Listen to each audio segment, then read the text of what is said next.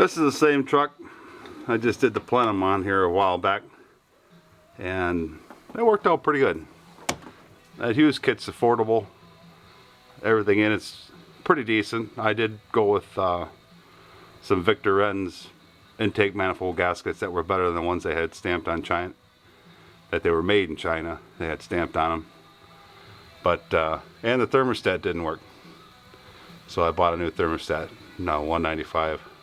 Other than that, it went real good, and it's heater core replacement time.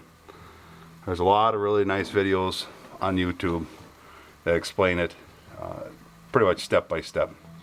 Obviously the computer's removed there, and to get to the fasteners that are in behind it, the plate has gone out of there.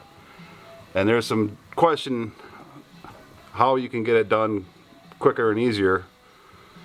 Do you have to disconnect the refrigerant lines running through the firewall? Well, that's the right way to do it. If you're going to replace the heater core, obviously if you're going to replace the evaporator core, you have to. But if you take the clips off, as there's a YouTube video, there's the clips there, it'll give you just enough wiggle.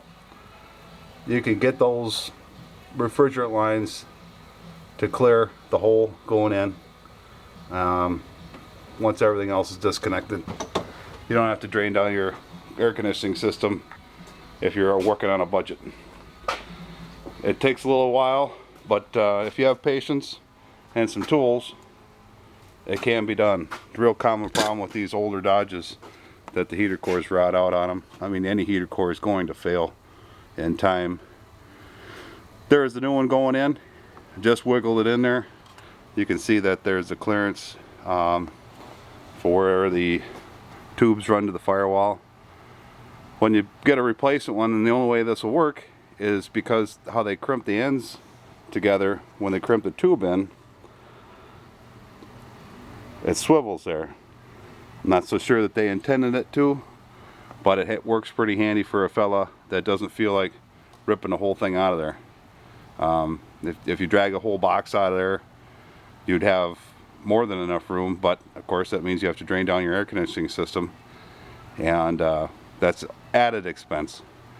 I figured if I get by without having to spend more money on it on an older truck, good old beater, a work truck, then I'd go ahead and do it that way. So that's where we're at.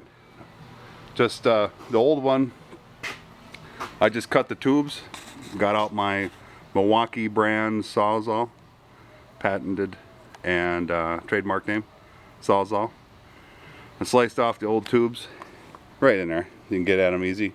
The old core popped right out, and if you take your time with the new one, it'll go back in just like that.